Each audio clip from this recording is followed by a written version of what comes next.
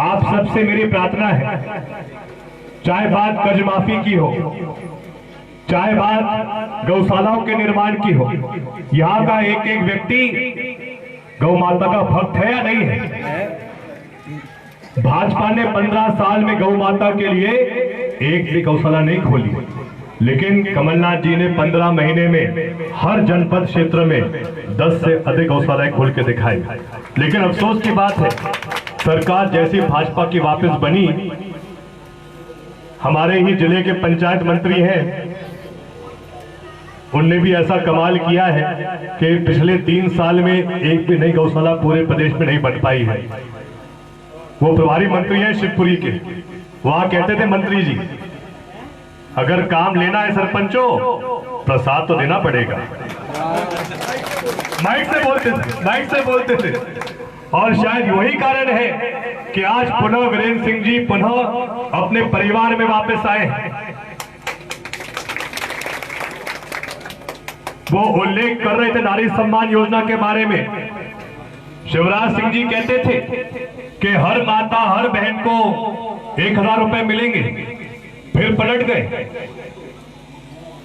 शर्तें आ गई, कोई माता कोई बहन जिसकी आयु 23 वर्ष से कम की है उसको लाभ नहीं मिलेगा, कोई माता जिसकी उम्र 60 वर्ष से ऊपर की है उसको लाभ नहीं मिलेगा, कोई ऐसी माता कोई ऐसी बहन जिसको पहले से पेंशन मिल रही है उसको भी 600 के ऊपर सिर्फ 400 रुपए दिए जाएंगे। ऐसा कर करके परिणाम ये आया है कि हर पंचायत में हर शहर में 100 में से सिर्फ 40 माता बहनों को लाभ मिल रहा है लाडली बहना का।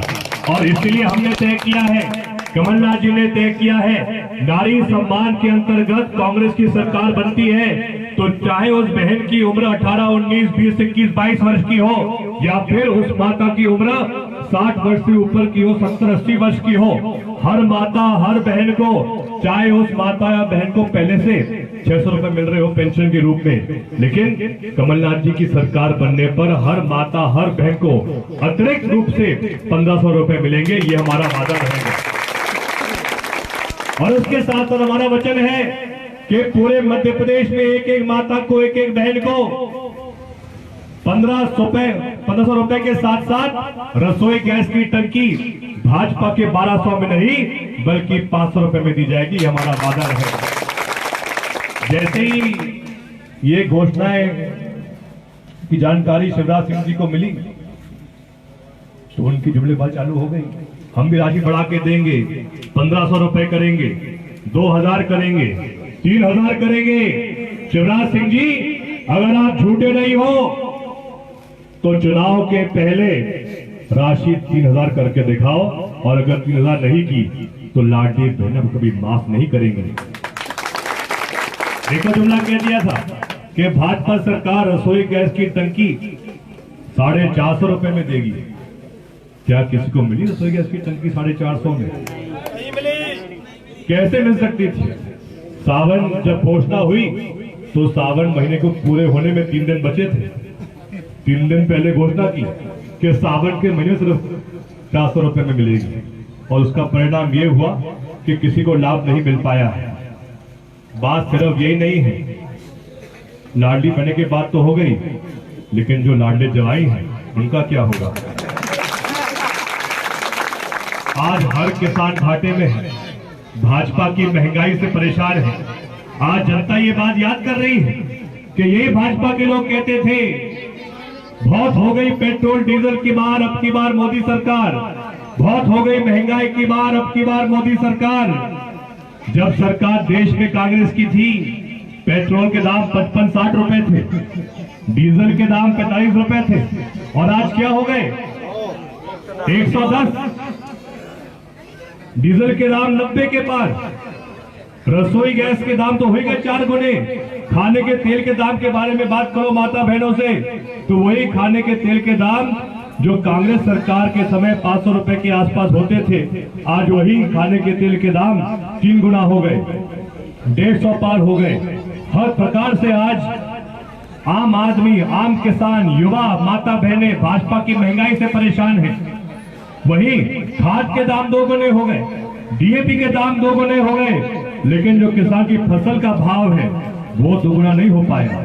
ऐसा क्या कारण है कि भाजपा सरकार के समय जब किसान बोनी करता है गेहूं की, उस समय तो गेहूं के दाम 3000 पर पहुंच जाते हैं, लेकिन जब धीरे धीरे समय कटाई का आता है, किसान ट्रैक्टर के माध्यम से गेहूं मंडी तक पहुंचाता है, तो मंडी तक पहुंचकर वही गेहूं के दाम भाजपा के राज में 3000 से 1900 तक पहुंच जाते हैं।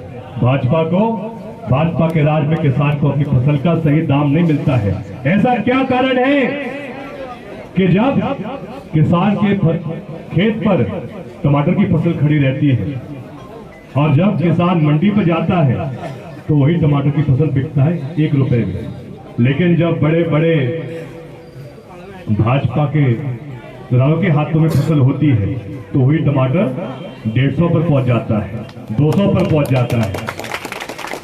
बात यही है जो वीरेंद्र सिंह जी कह रहे थे कि भाजपा जो है ना तो किसान की है ना व्यापारी की है, अगर है तो सिर्फ 2-3 उद्योगपतियों की पार्टी है। और इतिहास गवाह है, कांग्रेस हमेशा किसानों की रही है, कांग्रेस ने हमेशा किसान की हित की बात की है। आपसे मेरी प्रार्थना है कि इस बार विधानसभा चुनाव में खामखेड़ा के हमारे दोनों मतदान केंद्रों पर जिसको भी कांग्रेस टिकट दे, हमको उनके लिए जी जान से काम करना है, आज के पंजे को वजह बनाना है।